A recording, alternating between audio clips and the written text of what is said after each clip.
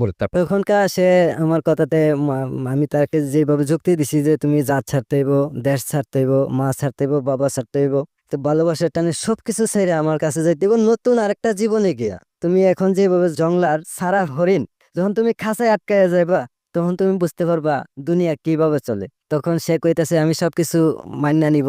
আমার এই বুঝাইতেছে, তার বাসা দিয়ে সে বাংলা জানতো না, যে আসলে আংনি গুনি দেশ থাক না, আমি তোর দেশেই যাইব। ঠিক আছে, তো কবে? কয় আজকে, এখনই এখনই। আমি কি না এখন না, একটা প্রস্তুতি নাও। তখন ঠিক আছে, কালকে কালকেই দেখা করব। আচ্ছা ঠিক আছে, আজকে আমরা দুইজন, সন্ধ্যা হইলো, বৃষ্টিও শেষ হইলো, ওরা আর কাজে আইলো না, ওরা ওরার পথে গেছে, আমরা আমার পথে আই পড়ছি, যার যার বাড়ি গেছে। পরের দিন কইছে যে বাদে দেখা করতাম। বাদে গেলাম, যাওয়ার পরে আমি ওই ওই আসে নাই। আমি মনে মনে বলছি এই রে জংলার এই পশু কি আর পালা মানে পোষ মানে পোষ মানে হ্যাঁ। ধুর, হয়তো এত আশা ভালোবাসা দিয়া আমারে বুঝায় আজকে আমারে বাদের পাগল কইরা বাদে বসায়া হুম। সে নাই। যা, অপেক্ষা করতে করতে হাজার হাজার মশার কামড় খাইলাম। মশা কামড়া না কি কামড়া বুঝি নাই আসলে। তখন আমি আইসা বললাম বাড়িতে, আইসা মনে মনে সারা রাত আমি খাইলাম না, খালি রাতে কাঁদলাম ওর জন্য। আচ্ছা। কাঁদলাম, আমার আম্মা এদিকে কইতেছে বাবা রে এইভাবে কাঁদতেছিস কেন, কে মারছে, কে কিসে, কি হয়েছে, আমারে ক, মারে ক। মা, আমার মাও আমার সাথে কাঁদে। আমি গেলাম না, মা এমন একটা জিনিস কাউকে বলা যাবে না, আমি তো মা এমন একটা পরীকে ভালোবাসি, পরী। এ পরীকে দেখছেন জীবনে?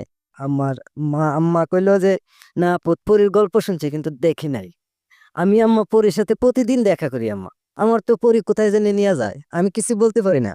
এরকম পরী আমার জীবনে দেখি নাই মা। কি থাইল্যান্ড, সিঙ্গাপুর, বিভিন্ন দেশের নাম বলে মানুষে, আমি তো মা যে পরীর দেশে গেছি এ মা পরী। তো ভাববে যে পাগল হয়ে গেছে ছেলে। তখন আমারে প্রাথমিক একজন মমিন মুন্সি আছেন, একটা তাবিজ দিছে, কিছু পানি পরে খাওয়াইছে, আব্বা আতুল করছি, সুরা পইরা, অনেক কিছু পইরা, হ্যাঁ, যে জিন সূরা ধরছে। পইরা, হ্যাঁ আমার ফুটো দিছে। কিন্তু আমি তো কইতাছি না, ঠিক মা আমি একজন পরীকে ভালোবাসি, পরীর সাথে আমার প্রেম, পরী আমার অনেক জায়গায় নিয়ে যায়, কিন্তু একদিন আম্মা আপনাকে দেখাবো। তো কয় যা দেখাইছে। আমি কই ওই আমার রূপ ভালো। আম্মা মা যখন কইছে দেখাইস, ঠিক আছে। আমি রাইতে আর ঘুমাইনি, আজান দিছে ফজরের। আমার একজন শিক্ষক আছেন, আমার পাশের আমার বেডে থাকতো, সে আমার নামাজে নিছে, নামাজ পড়তাম, আমি উজু করে নামাজ পড়ছি, আমি দাঁড়াই রয়েছি, সে সেজদা দিতেছে, উঠতেছে, রুকুত যাইতেছে, আমার তো খেয়াল নাই। হঠাৎ করে সাইদে সে বলতেছে আসসালামু আলাইকুম ইয়া রহমতুল্লাহ। তখন আমি টপ করে বললাম, বইয়া সে মানে নামাজের ভিতরে আপনার সেন্সটা হ্যাঁ, আসতেছে না। সে বুঝতে বললো যে আমি তো আসলে নামাজ পড়ি নাই, আমি তো জাস্ট দাঁড়াই রয়েছি। সে আরেকজন আকামত দিছে, দুইজন নামাজ পড়তেছে, আমি দাঁড়াই রয়েছি, ফজরের নামাজ। তখন আমার তো ফোন দিয়ে আটতেছি, কালকে কথা দিয়ে কথা রাখলো না, আজকে কি আমি বাড়িতে যামুগা? না বললাম যে তোমার মতো মানুষ আমার দরকার নাই, বা তোমার কি সমস্যা হয়েছিল আগে বুঝে বললে দিতাম, যে তুমি যদি আমার না চাওতে তো আমি আর আমার জীবন নিয়ে খেলামেলা করবো না। হুম। আমি এই ধরনের একটা চিন্তা ভাবনা করতেছি, তারপর মন মানে না। সকালবেলায় গেলাম, গিয়ে বড় এক গাছের উপর উঠলাম বাংলাদেশে। ওইটা কিছুই দেখা যায় না সকালবেলা, পাহাড়ের উপরে কিছু দেখা যায় না। তারপর দেখলাম হঠাৎ করে এই সকালবেলা ফজরের আজানে সকাল হয়ে গেছে 10টা বাংলার, ইন্ডিয়ার 9:30। তখন দেখলাম যে একটা লোক আইতেছে, ওই রকম ওই মেয়েটার মতো লাগে, 2-3টা মেয়ে আইতেছে। 3জন আসছিল এদিন, একজন নাম জানি না, একজন কবিতা দেববর্মা, আর একজন সেই। আমিও রাস্তা আগাইতে থাকলাম। যখন দেখা হয়েছে তখন সামনাসামনি ইন্ডিয়ার ভিতরে ঢুকলাম, ডিপ কলের পানি চতুর্দিকে বেরোয়, 15-16টা মুখ দিয়ে আমি পানি মারলাম চোখে মুখে, পানি খাইলাম, খুব আনন্দ লাগতেছে আমার কাছে। দেখার পরে আমার কইতাছে যে আমার শরীর খারাপ নাকি? না, আমার শরীর তো বলো, কেন চেহারায় তো বলে দিতেছে তোমার খুব অসুখ। হুম। তোমার, তুমি খুব অসুস্থ, তুমি সারা রাত কি করছিলা? আমি ওই গাছটাতে বসে আছিলাম। কেন তুমি যে বলছিলে আমার বাদে দেখা করার কথা, তুমি আমার সাথে এদিন একটা হিসাব নিকাশ করবা, কিন্তু তুমি তো বাদে আসো নাই। আমি তো হাজার হাজার মশার কামড় খাইছি, আমার তো আর ঘুম হয় না এরপর থেকে। ঠিক আমি ঘুমাইতে পারছি না, আমিও ঘুমাইতে পারছি না। তখন কবিতা বলতেছে যে আমি ওর এইভাবে আনছি, মা বলতেছে যে ভাত খেয়ে নে। সে ভাত খাইছে না, কইছে ভাত খেয়ে 1 গ্লাস গরম দুধ আছে, দুধটা খেয়ে নিস। তখন সে নাকি ভাত না খেয়ে খালি দুধটা খেয়ে পড়ছে। সে যে আসতে পারছে না, বাধা পড়ছে ওই দিন। হুম, হুম, হুম। তখন আমি কইছি আর বাধা পড়বে না, শেষ পড়া। আমি আমার হিসাব নিকাশ আমারটা আমি কষে ফেলছি, তুমি তোমারটা কষে ফেলো, কি করা যাবে? আর কিন্তু যাওয়া যাবে না বাড়িতে আজকে, কি করা যায় এখন চিন্তা করো। কইভাবে আমি তো কানের এক জোড়া দুল আছেন, একটা গলার চেন আছেন, অন্তত পক্ষে 3-4 হাজার টাকা বিক্রি করতে পারবো। তোমারও তো একটু বল ভরসা আমার দরকার আছে দেওয়ার, আর তুমি চাইছিলে সহযোগিতাটা আমি করব। আমি তো এগুলো আনছি না, আমি এগুলো চাই না, কিছুই চাই না, কোনো সহযোগিতা লাগবে না। আজকে তুমি একটা ডিসিশন দাও, তুমি আমার সাথে যাইবা না তুমি তোমার পথে যাইবা, বাড়িতে যাইবা ফেরত। তখন সে কয়, আমার তো একই প্রশ্ন, তুমি আমারে লইয়া যাইবা না আমার ফালাইয়া যাইবা? যদি আমার ফালাইয়া যাও মাইরা ফালাইয়া যাও, আর যদি নিয়ে যাও সঙ্গে করে লইয়া যাও। সুন্দর, ঠিক কথা। কবিতারে বুঝাও। বুঝাইছি।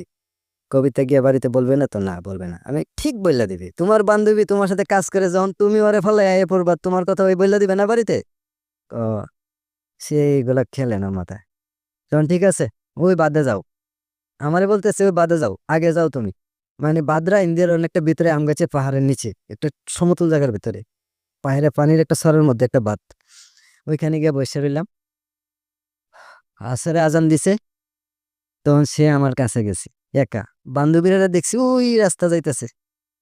সে গিয়া আমার কাছে বললো, বইয়া একটা কি একটা গাছের ঠাল ভাঙছে, ভেঙে মাটিতে আঁকাকি করতেছে আর বলতেছে যে আমি এদিকে আসছি, আমারে তো অনেকে দেখে ফেলছে, কি করা যায়?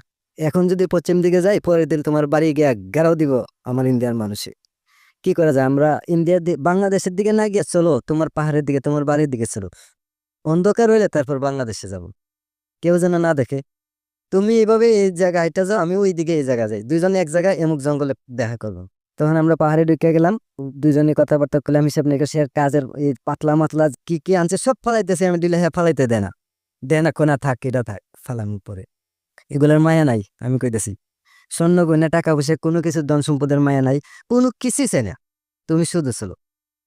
তখন ফালাইলাম আমি একটা পাঁচরা, একটা পাতলা, পাতলা মাথার, এটা খুব মূল্য দেয় পাতলাটারে। পাতলা কি জিনিস? পাতলা হয়েছে রৌদ্র বৃষ্টি যেন না লাগে, তাল পাতা। ও আচ্ছা, তাল খুঁজে পাতা, পাতা দিয়ে আচ্ছা, আচ্ছা, বানায়। হ্যাঁ, হ্যাঁ। খুব সুন্দর একটা জিনিস, কারু কাজ করা হাতের। তখন মাগরিবের আজান হইতেছে, মশা ছোটাছুটি ঘুম গাও লাগাইছে। হুম। তখন ওই অঞ্চলটা, আমগাছা অঞ্চলটা হয়েছে বাগানি লেবারদের। জি। ওরা দূরা তীর ধনুক দেখতে কালো কালো বড় বড় লোক, কেউ মোষ আছে, কেউ দেখতে মানে একবার ছবির বিলেনের মতো লাগে, এরকম ওরা চেহারা বাগানিদের। তখন ওই লোকগুলারে দেখে ভয় পাইয়া আমরা দুজন একটা জঙ্গলে ঢুকে গেছি। কোনো ভিতর দিয়ে কোনো রাস্তা মাস্তা নাই, পায়ে হাঁটার রাস্তা আছে, চৌরাস্তা হয়ে রয়েছে। আচ্ছা, আচ্ছা। মানুষ যে চলাফেরা করে আঁকা বাঁকা। আঁকা বাঁকা, মানে সাদা, এই জায়গাটা সাদা একবারে ধুল সাদা, আঁকা বাঁকা রাস্তা, খুব সুন্দর লাগে। জঙ্গলের ভিতরে যখন ঢুকছি, দুজন গিয়ে বইছি, বসার পরে দেখতেছি হঠাৎ করে ঘুম একটা শব্দ হইলো। মাথার উপরে ছায়া দেখি এই বড় এক বেঙ্গলের বাসা। ও, ওকে। একবারে আমাদের হাতে মাথায় শরীরে লাগতেছে, কিন্তু একটা বেঙ্গল আমাদের গায়ে একটা কামড় দেয় নাই। আচ্ছা। আমরা এখানে বসে রয়েছি, চুপ, লড়ে না, লড়লে শব্দ পাইলে কিন্তু শিয়াল কয়ে তীর মারলে শেষ। পেটের সামন দিকে ঢুকলে পিছন দিকে বেড়ে যাব, এমন তীর বাগানিরা বানায় বিষাক্ত ইস্পাত দ্বারা। তখন এই বয়ে আমরা ওই বেঙ্গলের বাসার থেকে লড়ি না, নিচের দিকে তাকায় দেখি আমরা যে এখানে বসে রয়েছি, পাহাড়ের ভিতরে এক ধরনের একটা সেলা বাস করে। জি। এই সেলাটার ওজন কোনোটা 100 গ্রাম হয়। সেলা একটা জামার ভিতরে ঢুকে গেছে। হুম। ভয়ানক জিনিস, তো বারুদের মতো পড়তে পড়তে যায়। যখন আমার আমার তো সহ্য হইতেছে না, আমি এই মুহূর্তে আমার জামাটা খুলতেও পারতেছি না। যেই এখনো আমরা বিয়ে শাদী হয় নাই, যে জিনিস সে দেখার উপযুক্ত না, আমি দেখাইতে পারতাম না। সিচুয়েশনটা চিন্তা করেন, যদি এটা সে করতে যায়, জামা কাপড় খুলতে যায়, মেয়েটা অন্য কিছু ভাবতে পারে। O M G, this is a story man, this is really story. এটা নিয়ে একটা মুভি হওয়া উচিত। আমি ফর দ্য ফার্স্ট টাইম আমি বোধহয় এরকম বললাম জীবন গল্পে, আমার 6 ইয়ার্সের ক্যারিয়ার এই অনুষ্ঠানে, পার্টিকুলারলি আগ রেডিও সবকিছু মিলিয়ে আমি একটা গল্পের ক্ষেত্রে বলতেছি, এই গল্পটা নিয়ে সিনেমা হওয়া উচিত। This is undoubtedly beautiful awesome story ever in my life. Okay, cause আমি পরিণতিটা তো জানি, এই কারণেই বলতেছি, আপনারা আমাদের সঙ্গেই থাকুন, বুঝতে পারবেন। হ্যাঁ, জাস্ট আমি পাউডার একটু সোজা করবো, এভাবে সোজা করতে দিয়ে দুইজন লোক তীর ধনুকলে দৌড় দিল আমার সামন দিয়া। আমরা যে এখানে জঙ্গলে আছি 10 বড় দূরে, কিন্তু সাদা পায়ের রাস্তাটা, চৌরাস্তাটা আমি জানি না, ওর জানা আছে, ইন্ডিয়ার মানুষ জানা আছে এটা এদিকে চৌরাস্তা আছে, আমি জানি না। তখন চেলাটা আস্তে আস্তে এভাবে বাড়িয়ে বাড়িয়ে আমার হাতের এখানে এলো, আয়া আমার চোখের দিকে এভাবে তাকাইলো। আমার চোখে চোখে ছেলেরা তাকাইছে, তাকাইবার পরে আমি মনে মনে আমার খাইস না, আর খাইলে খাইলা, কিন্তু ওরা যেন তীর দিয়ে না মারতে পারি। ছেলেটা হঠাৎ করে না একটা পাতার মেঝে উঠতে বাইয়া বয়ে গেছে গা। নিচে চাইয়া দেখি পাহাড়ের আরেকটা বিষ মাদাইল আছে লাল। হুম। এটা সেনাবাহিনী যেভাবে টহল করে পার্বত্য অঞ্চলে, সেম ভাবে 20 হাত 10 হাত 2 হাত দূর দূর থাকে। এই বিষ মাদালটা এরকম লাল, এটা বড় লাল কি এটা প্রাণী? প্রাণী। এটা পিঁপড়া জাতীয় একটা প্রাণী। আচ্ছা, ওকে। কিন্তু এটার কামড় দিলে মানে এই পিঁপড়া কামড় দিছে, ব্রাহ্মণবাড়ি আগুন লাগছে, এই কথা না করলে বীর জানে নাকি। ওকে, মানে এত বিষাক্ত। এত বিষাক্ত। মানে বেঙ্গলের ভিতরে বল্লা আছে, খুদে বল্লা আছে, বেঙ্গল আছে, বেঙ্গল হচ্ছে সর্বোচ্চ। হুম। পিঁপড়াদের ভিতরে এটাই হচ্ছে পিঁপড়া রাজা সর্বোচ্চ ওরে বাবা। লাল। তারা যদি একটারে না জানা অবস্থা পাড়া দেন আপনার কিছু করবে না। হুম। আর জানি না আপনি একটা পিঁপড়া পাড়া দিছেন, আপনার একটা কামড় দিলে 3 দিন পর্যন্ত জ্বলবে এই জায়গাটা, এত করা। কিন্তু একটা পিঁপড়াও কামড়ায় না আমরা। দুজন পিঁপড়ার বাসার উপরে বেঙ্গলের নিচে বসে আছিলাম। বেঙ্গলের অনেক এই যে বেঙ্গল যখন ছোট অবস্থা থাকে পোকাটা যখন মারা যায় তখন বেঙ্গলে মুখ দিয়ে টাইনা যেভাবে কেটে বের করে ফেলাই জানাতে ঢাইকা দিয়ে মোম দিয়া, হুম। আর যেটা নিচে ফেলা এটা খাওয়ার জন্য পিঁপড়া গুলা এখানে আসতে আচ্ছা আচ্ছা আচ্ছা, ওকে। আমি এটা বুঝতে পারছি। যাক আল্লাহর অশেষ মেহেরবান। কিন্তু আমরা একটা পিঁপড়া একটা বললো কামড় দিছে না। মানুষ যখন দৌড়াদৌড়ি করে ছোটাছুটি করে যার যেমনি চলে গেছে অন্ধকার হয়ে গেছে। তখন আমরা যে পথে এখন বাংলাদেশের উদ্দেশ্যে রওনা করবো দুজন এক মনের মানুষ হয়ে, তখন সে বলল ঠিক আছে যা, আল্লাহ যা রাখছে বলো তো। হ্যাঁ, সে তো আল্লাহ কয় না ভগবান কয়। চল কোন পথে যাবো, তুমি যে পথে নাও। আমি চিন্তা করলাম যে পথে মানুষ চলাচল করে এ পথে যাওয়া যাবে না।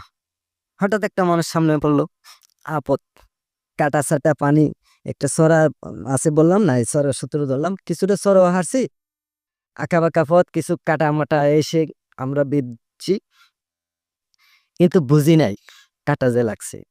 তা পথে যেভাবে আমরা বাংলাদেশের ঢুকে গেছি। বাংলাদেশের রাইতে বেলা ঢোকার আগে একটা বিএসএফ এর গাড়ি, একটা খুব দ্রুত আমরা বরাবর ব্রেক করছি। মনে মনে করছি শেষ, দেখতে লাইছে একটা গুলি দিব শেষ। বিএসএফ এর গুলির অর্ডার লাগে না, গুলি করলে শেষ। এরা লাস্টে নিয়ে ফুসমডম করে, একটা গুলি এমন দাম কত, একটা ফুসমডম করলে কি কি জিনিস পাই আমি চিন্তা করতেছি। তো একটা গুলি করলে গুলিটা অল্প টাকা, হয়তো 500-1000 টাকা হইলো, কিন্তু একটা মানুষের গুরুত্বপূর্ণ 2টা অঙ্গ, চক্ষু, লিভার, কিডনি, অনেক জিনিস আছে আমি যেগুলো জানি না, এগুলো খুলে নিয়ে যায় পোস্টমর্টমের মাধ্যমে। পরে লাশটা আয়া প্যাকেট হিসেবে পচা একটা লাশ ফেরত দেয় প্লাক মেডিকেল। এই জিনিসটা চিন্তা করে আমার স্তব্ধ হয়ে গেলাম। দাঁড়াইলাম 1 মিনিট, এমনিতে গাড়িটা আবার গেছে গা। আমরা দেখছি গাড়িটা একটা টান দিয়ে ক্যাম্পে গেছে। ক্যাম্পটা মনে করেন আমাদের কাছ থেকে প্রায় 500 গজ দূরে বিএসএফ ক্যাম্প, আর 500 গজ দূরে বিএসএফ ক্যাম্প। মোট 1000 গজের ভিতরে এক পাশে বিএসএফ, এক পাশে বিজিবি ক্যাম্প। হুম। আর 1000 গজ জায়গাটা হচ্ছে পাকা রাস্তা, সীমান্ত, সীমান্ত পাকা রাস্তা। এটা বাংলাদেশ, এটা ইন্ডিয়ার পাকা রাস্তা। বুঝি। খুব সুন্দর একটা জায়গা। এটা বর্তমানে তারকাটার পশ্চিমে পড়ছে, তারকাটা গেছে গিয়ে পিছনে। এটা একটা বাংলাদেশের একটা পার্কের মতো হয়ে গেছে, পর্যটন এলাকা হয়ে গেছে। ঢাকা একটু মানুষ যাও ওই বর্ডার দেখতো, এখানে গিয়ে হাঁটে। তখন আমরা আসা আমাদের বাংলাদেশে অনেক জমিতে চীনা বাদাম আছে। আমি একটা বাদাম গাছ উঠাইলাম, কার জমি থেকে জানি না, উঠাই সেটা কাঁচা বাদাম 4-5টা খাইলাম, খাইয়া ফালাই দিলাম বাকিটা। চিন্তা করছি এখন কইলে যাবো, আমার কাছে 1 টাকা নাই, আমি 1 টাকা রুজি করি না। রাইট। কই নিয়ে যাবে? একটা হচ্ছে জীবনের সবচেয়ে কাঙ্ক্ষিত মানুষটাকে সে পেয়েছে, কিন্তু কই নিয়ে যাবে? কই নিয়ে যাওয়ার প্রশ্নে 2টা সংস্কৃতি, 2টা দেশ, 2টা ধর্ম, শুধু 2 মনে 1 মন রয়েছে। এবং আপনারা চিন্তাও করতে পারবেন না এই লাভের শক্তি কতখানি। এই জন্যই তো আমরা বলি ভালোবাসাই হচ্ছে ঈশ্বর, ভালোবাসাই হচ্ছে আল্লাহ। এবং দেখেন এত এত প্রতিবন্ধকতা, তার মধ্যেও 2জন মানুষ প্রেমের বন্ধনে আবদ্ধ হয়েছে। এখন পর্যন্ত কোনো ধরনের প্রতিকূলতা তারা ফেস করেনি। সামনে করবে কি করবে না সেটাই হচ্ছে প্রশ্ন। বলুন তারপর। তারপর ওকে বাদাম ক্ষেতের একটা আইলের মধ্যে বসাইলাম। হুম। এই বাদাম ক্ষেত্রে আবার ভারতীয় একটা ছড়া, এখন এক সময় একটা ছড়া গাঙ্গে ছিল মোটামুটি ছড়ার মতো, এখন এটা মরা গাং, মরা ছড়া। এটার পরে বসায় আমি চিন্তা করলাম টাকা পয়সা ছাড়া তো পশ্চিম দিকে যাওয়া যাবে না। আর আমার কাছে 1 টাকাও নাই, আমি কি কইরা মানে ওকে কোথায় নিয়ে যাব আমি চিন্তা করে পাইতেছি না কিছু। হুম। কিন্তু ওনাকে আগেই আমি বুঝাইছিলাম মেয়েটাকে যে তোমাকে যে নিয়ে যায় সীমান্ত আইনে মামলা হবে, অপহরণ মামলা, বিভিন্ন ধরনের মামলা হয়রানি করতে পারে আমারে। আমার কিন্তু প্রস্তুতি ওই রকম কোমর মোটা না, শক্তিশালী না, আমি আমি একবারে দুর্বল, হুম। একবারে ধানের শীষের মতো। তখন সে কইলো আচ্ছা ঠিক আছে, আমার কাছে 200 টাকা আছে ইন্ডিয়ার। 200 টাকা দিয়ে আমি কি করবো, এটাকে তো বাংলাদেশ চলবে না। আচ্ছা ঠিক আছে তুমি বসো, আমি আবার ইন্ডিয়াতে যাই, যার কাজ করছি তার কাছে যাই, দেখি এ টাকাটা নিয়ে বাঙালি যা, আর আমরা যে কাজ করছি কিছু টাকা নিয়ে আনা যায়। যখন গেলাম সুদন কাকার বাড়িতে দৌড়াইয়া, বিডিআর ক্যাম্পের কাছে। ইন্ডিয়াতে কারেন্ট আছে, বাংলাদেশে কারেন্ট নাই। হুম। ইন্ডিয়ার কারেন্টের আলোয় দেখা যায় এখানে একটা জাতির শ্রেণীর মতো কাঁঠাল গাছ আছে, পুরান কাঁঠাল জি। গাছটার গোড়ায়। জি। আমি কি 1 মিনিট দাঁড়ায় দেখলাম ডাইনে বামে বিজিবি অথবা বিএসএফ আছে কিনা, কারণ এখানে যেহেতু বাঙালির আছে বিএসএফ থাকতে পারে। হুম। তখন একটু সামনে গেলাম, সামনে আগাইতে আগাইতে কেউ নাই, তখন দিয়ে আমি আমার আর চিনবে না আমি যে বাংলাদেশের মানুষ। তখন আমি ভিতরে ঢুকলাম, গিয়ে পাইলাম ওই সুদন কাকার বাতিজা একজন বাইস্তা সজল। বললাম সজল দা, কাকা কই? কাকা তো পারে না। আমি তো এত মরছি রে ভাই, আমি তো মরছি, আমি তো শেষ। কি হয়েছে ভাই? আমার ছোট ভাই টেম্পো অ্যাক্সিডেন্ট করছে, তখন সিনজি নাই, টেম্পো টেম্পো অ্যাক্সিডেন্ট করছে, ভাইয়ের তো হাত পাও ভাঙ্গা গেছে, এখন তো হসপিটাল নিয়ে যেতে হবে, অনেক টাকা দরকার। এখন এমনি তো টাকা দিবেন না, আমি যে কাজ করছি কাজের কিছু টাকা দেন। জি। তখন কইলো কাকা তো নাই, কাকা তো বাসাত নাই, কাকা ওই সিপিএম না কংগ্রেসের মিটিং এ একটু বাহিরে গেছে, ইন্ডিয়াতে রাজনীতি, এখন কি করা যায়? আমি কই দেখো রাইত পড়লে তোমার মুখ আমি দেখবো, আমার মুখ তোমরা দেখবা। কারণ দুই দেশে দুইটা দেশ হলো পাশাপাশি, আমরা দুই ধর্মের মানুষ হলো জাত একটা বাঙালি। কিন্তু আজকে আমার অসুবিধা কালকে তোমার হইতে পারে, আজকে আমার যদি কিছু সহযোগিতা করো, আমি না হয় কালকে তোমার এটা উদ্ধার করে দিলাম, পরবর্তীতে যাই দিবা। কিন্তু কাজের টাকাটা কাকা থাকলে নিয়ে যেতাম। তখন কইতেছে আচ্ছা ঠিক আছে, আমি 400টা টাকা দেই তোমারে, কাকার থেকে আমি নিয়ে নিব। আচ্ছা দাও ভাই, সজল দা দাও। দিল। আবার কাকির দ্বারা গিয়ে গেলাম, কাকি আমার তো 500 টাকা হইলে একটা মিলতো। পরে কাকি কইলো রে আমাদের বাংলাদেশে 100 টাকা আছে, নিবা? আমি কাছে হ্যাঁ নিব, দেন। পরে দিছে। তখন তার বাবার বাড়িও বাংলাদেশেই কাকি। তখন আমার 500 টাকা হয়েছে, ওইদিকে 200, হ্যাঁ দিছে 700 টাকা। ওই 200 টাকা লয়ে গেলাম। আরেকজন ওই পাশের গ্রামে যারা সেই ব্যবসা করতো, তাদের ইন্ডিয়ার সাথে চিনি, জিরা, ডাল, তেলের ব্যবসা করতো, তার কাছে গেলাম, গিয়ে বললাম যে আমার কাছে ইন্ডিয়ান 200 টাকা আছে, বাংলার কত দিবা? কয় বাংলা 150 টাকা দেবো। আমি কি না, ইন্ডিয়ান বাংলার 100 টাকা দিলে ইন্ডিয়ান 60 টাকা, 70 টাকা, 80 টাকা পাওয়া যায়, আর ইন্ডিয়ান টাকা তুমি এত কম দিবা? কয় যা সমানে দিলাম 200। আমি 200 আছে দাও। তুই তখন আর এত বুঝেছেন আর কি, যে ওনার কাছে যে টাকা আনতে গেলাম, ওনার তো সাক্ষী এগুলো রাইতে আমার কাছে এসে টাকার জন্য ইন্ডিয়ান টাকা লয়ে এসে, আমি এতটুকু ইয়ে হয়েছে না, মানে কিভাবে কি করবো আমি চিন্তা পাইতেছি না। ওরে কিন্তু একা বসাই আমি গেছি গে বাংলাদেশে, একা কোথায় বসে রাখা? রাতের বেলা এই জঙ্গলের বাদাম খেতে রাইলে বাংলাদেশে জঙ্গল নাই, হায় হায় হায়। বাংলাদেশের জঙ্গল বাংলাদেশে তো সমতল। সমতল, টান সমতল। আমাদের এলাকায় বন্যার পানি লাগে না, আমরা পানি দেখতে 200 টাকা গাড়ি ভাড়া লাগিস। তখন তখন আমি ওরা আয়া দেখছি যে খুশ মেজাজে সে বসে রয়েছে, কোনো চিন্তা চেতনা নাই, খালি চিন্তা একটাই, আমি কি ঠিকভাবে কাজগুলো করতেছি, আমার যে যে করার। হ্যাঁ দেখছে যে ঠিক। তখন ওরা হাত ধরে নিয়ে আসলাম আমার বাড়ির পূর্ব পাশে রামাই ক্ষেত। রামাই ক্ষেত করে আমরা প্রচুর কৃষি করি। রামাই মানে? রামাই মানে কেউ কয় বটবটি, কেউ কয় লুব্বা, আচ্ছা আচ্ছা। কেউ রামাই। হ্যাঁ। এই ক্ষেতে বসাইলাম, বসাইয়া আমরা গ্রামে মালু ভাইয়ের দোকান আছে, ছোট্ট একটাই দোকান আছে, অনেক 4 কিলোমিটার বড় গ্রাম। হুম। ছোট্ট একটা দোকানে গেলাম, গিয়ে একটা পাইনাপেল বিস্কুট লইলাম, তারপর কিছু বুট লইলাম, চকলেট লইলাম, অনেক কিছু লইছি, টক আচার লইছি, যে সে কি খাইবো, কোন বাংলাদেশি জিনিস কোনটা খাইবো না খাইবো, হঠাৎ করে শেখ মুসলমানরা বানাইছে সেইটাও মনে নিব কিনা। হুম। আমি অনেক ধরনের জিনিস একটা আনলাম, প্রায় 60-70 টাকার। 2 টাকার বুট কিনলে 4 জনে খেয়ে শেষ করতে পারছি না তখন, 99-তে। তখন আর এনে দিলাম, ওই কিছুই খেলো না, একটা না দুইটা বুট আমি যাইছে মুখের ভিতরে দিচ্ছে, আমি কিছু খাইলাম। আমি কইলাম খাইতে হইব, খাইলে শরীরে শক্তি পাইব, প্রচুর জায়গা হাঁটতে হইব, কিন্তু টাকা পয়সা এই টাকা হবে না, পরে হবে না যে এই সামান্য টাকা লইয়া কি একজন মানুষ লইয়া বাড়ি যাক, কোথাও গিয়ে তো থাকার একটা ব্যবস্থা করতে গো। তখন সারা রাত্র, তাই আমাদের যে পার্সোনাল কবরস্থান আছে, আমার বাড়ির উত্তর পাশে বড় পুকুর আছে, 80 শতক পুকুরের উত্তর পাশে একটা বাজার আছে, কবরস্থান নিজস্ব পারিবারিক কবরস্থানের চিন্তা করলাম। যে মুরব্বীরাতে শুনছি যে কবরস্থান নাকি পবিত্র জায়গা, সবচেয়ে নিরাপদ। কোনো ধরনের ভয় পাইলে, জিন ভূতে সেই কোনো জিনিস দেখলে ওই কবরস্থানে দৌড়ে উঠে যাবে যদি পবিত্র থাকেনি। তখন চিন্তা করছি যে সে তো পবিত্র না, আমি তো যতটুকু বুঝি পবিত্রতা, যাক আল্লাহর পর ভরসা। তারে একটা কবরের পাশে নিয়ে বসাইলাম, কবরটা হইলো যে আমার দাদার কবরের পাশে বসাইলাম। সে জিজ্ঞাসা এটা কি? আমি কই এটা কি এখন বলা যাবে না, তুমি এখানে কোনো বই নাই, তুমি এখানে বসলে কোনো ধরনের বই পাইবে না, আমার 2-3 ঘন্টা দেরি লেট হইতে পারে। তখন ঠিক আছে কইয়া বসাইলাম একা। আমি দৌড়াইতে দৌড়াইতে দৌড়াইতে আমার গ্রামে ওই যে খই খাইলাম, এই অন্ধকারের মধ্যে তাকে একা বসায় রেখে গেছেন কবর ওই জায়গাটাতে? জি আমি ওই যে দৌড়াইতেছি, আমি যে খই খাইলাম একদিন আমার বোনের বাড়ির, বোনরে গিয়ে বললাম যে আমরা তো আখাউড়াতে কিয়া, তখন ভিডিও ক্যাসেট আনছি। আমার বোনে খুব ভালো কইতো প্রেমের সমাধির ছবি আর নোয়াবাইদানি, বললাম যে এই 2টা ছবি আনছি, মিথ্যা বলছি আর কি, যে 2টা ছবি আনছি, আমরা সারা রাত দেখার পরে সকালে তোমার বাসায় এগুলা দেখবা। কিন্তু এখন কি করতে হবে যে আমরা তো অনেক টাকা ওটা মুড়াইতে, এখন অন্তত পক্ষে 500 টাকা দিতে হবে আমারে। আপাতত অপারেটরের বুঝ দেই, বইনে ফটাইলাম, ফটাইয়া বইনে আমার পট করে 500 টাকা বের করে দিছে, আমি খুব খুশি। বইনে একটা কাপড় বনিস, একটা শাড়ি কাপড় বা এই ধরনের কোনো জিনিস দেওয়া যাইব নি। কি করতে, আমি কই একটা পর্দার তো ব্যবস্থা আছে, একদিকে মহিলার বউ, একদিকে পুরুষ।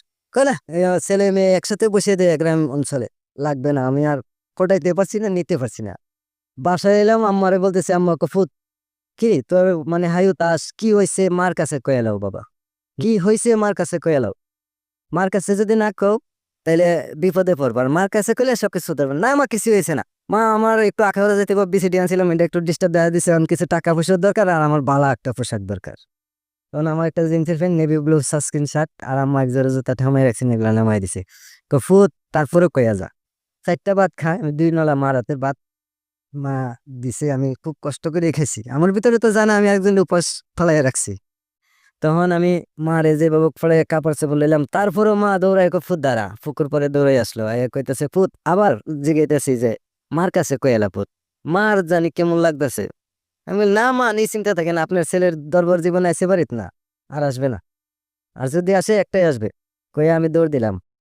দৌড়ে যখন সব ঘুমাই গেল বাড়ির, আমি ওর কাছে গেলাম, গিয়া বসলাম, বৈশা আরে এই যে কবরস্থানটা পার হইতাছি। আমাদের যে দাদা মক্তব ঘর দিয়ে গেছে পুকুরের পশ্চিম পাশে 40% জমি সহ। জি। এই মক্তব ঘরটার দরজা জ্বালানো আছে, কিন্তু বাহির থেকে কোনো লক নাই, ভিতর দিয়ে লক, আর একটা এমনি চাপে রেখেন। মসজিদ তো মক্তব, তখন দাড়ি সাড়ি সবকিছু আছে, মক্তব কোরআন শরীফ পড়ে। তখন ওরে ওই এই জায়গা পার করে আইনা করলাম, তোমরা যেখানে বসেছি এটা কবরস্থান। কবরস্থান কি, কবরস্থান কি, আমি কবরস্থান তোমার আর কি দিয়ে বোঝামু, তোমরা মরলে কি করে, মরলে মানুষ মরলে কি করে। আমরা অনেকের তো পুরাইয়া দেয়, আমি কে তোমরা পুরাইয়া দাও, এটা কি বলো শ্মশান, আমরা মানুষ মরলে এখানে মাটি দেই, এটা বলো কবরস্থান। তুমি ভয় পাইছি নি, না কয় এখানে তো আমার খুব আনন্দ লাগছে, ভালো লাগছে বলতেছে। আমি কে হ্যাঁ, এটা ভালো জায়গা, পবিত্র জায়গা। তখন এটা কি ঘর, এটাও তোমাদের যে বাড়ির কাছে একটা স্কুল ঘর আছে না, এরকম ওই শিশুদেরকে শিক্ষা দান, পাঠশালা শিক্ষা দেয়। তখন বলতেছে যে এখানে কি ঘুমানো যাবো, আমি কি ঘুমানো যাবো, তুমি একটু শুয়ে রেস্ট নাও। কিন্তু কারেন্ট 3টা বাজে আমরা এখান থেকে রওনা দেবো পশ্চিম দিকে জানার উদ্দেশ্যে। What a story man. Okay, তারপর? তারপর 3টা বাজার আগে 10 মিনিট আগে আমি ওর কাছে গেলাম, ওই কিন্তু একা একা মক্তবে একাই রাখছি, রেখে আমি একটু শোয়ার সিস্টেম দেখাই দিয়ে পশ্চিম দিকে মাথা দিতে হইব, দিয়ে আমি বেরিয়ে গেছি গা। বেরিয়ে আমি কি জানি ভাবতেছি, কি জানি আমি হিসাব মিলাইতেছি কি করতে পারি, কোন দিকে যাইতে পারি, কোন আত্মীয়র বাড়িতে গেলে ভালো হইব, কোন দিকে গেলে ভালো হইব না, কোন দিকে গেলে খারাপ হইব, এই ধরনের একটা চিন্তা আমার মাথাতে। এখন তো আমি অভিভাবক গার্জেন ওই মেয়েটার, তার মা নিজত সই সম্মান সবকিছু আমার হাতে। আমি ছোট্ট কম বয়সে আমার মাথার এত বড় একটা ঝুঁকি, এটা আমি ঝুঁকি নিব, দুর্যোগ। কিন্তু ভালোবাসার কাছে কোনো দুর্যোগ হার মানে না, দুর্যোগের কাছে ভালোবাসা হার মানে না। তখন তারে নিয়ে হাঁটতে হাঁটতে হাঁটতে হাঁটতে 4 কিলোমিটার হাঁটলাম পশ্চিম দিকে, সোজা হরিণখোলার বুক সিরা সীমান্ত, একবারে 0 পয়েন্ট থেকে একবারে পশ্চিম ঢাকা শহরের সংযুক্ত একটা রাস্তা। এই রাস্তা কাঁচা রাস্তা, এখনো কাঁচা। এই রাস্তা হাঁটতে হাঁটতে হাঁটতে হাঁটতে আমার বড় বোনের বাড়িতে আসলাম, কালিকাপুর। ভাবছি মেয়েটা তো বাড়িতে উপজাতি পোশাক নিয়ে আসছে, এখন কিভাবে এই পোশাক নিয়ে আমরা আর এই মেলে ঢুকবো, একটু চিন্তা করিয়া বড় বোনের বাড়িতে গিয়ে ফজরের নামাজের আজানের আগে ডাকতেছি, আপা আপা দরজা খুললেন। দুলাভাই আফা দরজা খুললো, খুললে আফায় কইতাছে এ কি দেখলাম, দুলাভাইরে কইতাছে এটা কি, মেয়েটারে দেখিয়া। তখন আমি কইলাম এটা তোমার ভাইয়ের বউ। আফারে কইলাম, কয় কি কাছে আমার মাথাতে এক এক কলসি পানি দে, বড় আফা বলতেছে। তখন ঠিক দুলাভাই পানি দিল আফার মাথায় এক জগ দিয়া, বড় বোনে ভাই তুই কি করলে, আমি আর কিছু কইতারি না, না আমি আর তোর সাথে কথা কইতাম না ভাই। আমি গেছি আফা একটা জোড়া স্যান্ডেল, একটা কাপড় দেন, ভিক্ষা চাইলাম, আপনার কাছে ভিক্ষা চাইলাম। আফা সিরা এক জোড়া স্যান্ডেল এনে দিছেন, সিরা একবারে সিরা তার দিয়ে বাঁধা, সিরা একটা কাপড় এনে দিছে। আমার খুব কষ্ট লাগছে যে আমার বোন আমার এই ধরনের একটা, আমার বোনে আমার এই ধরনের একটা ছোট করলো আর একটা মানুষের কাছে। তখন বোনের কাপড়টা ফেলাই দিলাম, আমি কাপড়টা নিছি না, স্যান্ডেলটা নিলাম। স্যান্ডেল এক জোড়া আপাতত দরকার।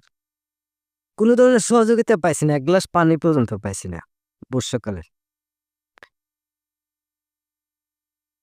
আর একটু আগাইলাম, আমাদের মাধবপুর উপজেলা রাস্তা যে ঢাকা সিলেটের বিশ্ব রোডের উদ্দেশ্যে। একটু সামনে আগাইতেই এক বাড়ি দেখা গেছে যে একটা উঠানের মাঝে একটা রিক্সা দেখা যাইতেছে ল্যাংড়া মেস্তুর বাড়ি নামক স্থানে।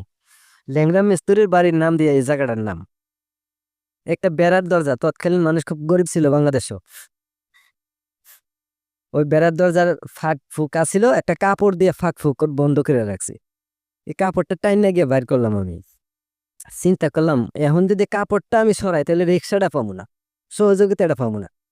আর যদি রিক্সাওয়ালার খুলে বলি তাহলে একটা দিতেও পারে। ডাকলাম ভাইয়া ভাইয়া কইয়া, ভাইয়া আসবে ওকে আমার কাছে।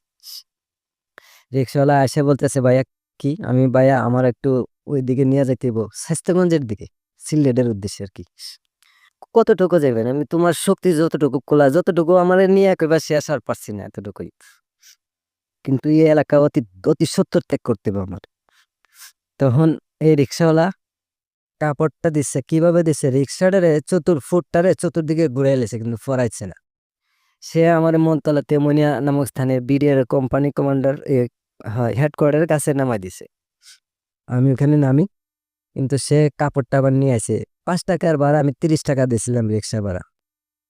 30 টাকা হলে তখনকার ঢাকা আসা যেত। তখন ওইখান থেকে তখন সর্বপ্রথম তৎকালীন একজন মন্ত্রী ছিল, কোন দলে জানেন, আব্দুল সালাম তালুকদার। উনি একটা রাস্তা করছিল হরিশপুর থেকে শাস্তাগঞ্জ পর্যন্ত, সোনাই নদীর ব্রিজ। এই রাস্তাটার ভিতরে 7 সিটার নামক একটা গাড়ি ঢাকার থেকে পরিত্যক্ত ঘোষণা করলে ওই লোকাল এই গাড়িগুলো চলে, কমান্ডো গাড়ির মতো। এই গাড়ি একটা আসলো প্রথম ফার্স্ট, এই গাড়ি আমরা তুললো। তোলার পরে টাকাও কম ভাড়াও কম, কই যেমন জায়গার নাম আর কইতে পারি না। আমরা নিয়ে শাহপুর রেল স্টেশন নামাই দিল, ছোট্ট ওইখানে বড় ট্রেন ধরে না। নামাই দেওয়ার পরে একজন চাচা মুরব্বী আছে, দাড়ি এই লম্বা লম্বা দাড়ি, 2 জন দেখলাম মুরব্বী দাড়ি। বিশ্বাস করে ওনার দুয়ারে গেলাম প্রথম, যে চাচা আমরা কিছু নাস্তা খাওয়ান। কি খাইবা বাবা, কি বানান? রুটি ছাড়া কিছু না। রুটি তো জীবনও খাই না, 8টা 10টা রুটি লাগে আমরা খেলে বাড়িতে, 2টা 4টা খাইয়া পোষাইব না, 2টা পিস। তখন 2 জনের রুটি লইলাম, 2টা ডিম লইলাম। তখন সে কিছু খেলো না, আমি তো বেশি পরিশ্রম করছি, একটু খাইছি আমি। পরে ওই খেলো না, একটা কষ্ট করে 1 কামড় না 2 কামড় খাইছে। আর একটা গরুর মাংসের সিঙ্গেল আছিল 8 টাকা, গরুর মাংস 8 টাকা সিঙ্গেল, তারে দিছিলাম, সে খায় না, 1 পিস খেয়েছি, আর খাইছি না, ফার্স্ট 1 পিস। তখন আমি বললাম তুমি যে কি খাইছো জানো? গরুর মাংস। কোনো জিনিস খাই নাই, এটা খাইছি এর জন্যই, আমি আজকে থেকে পুরাপূর্ণই মুসলিম, তুমি আমার ভালো করে বিশ্বাস করো। আরো এটাও আপনাকে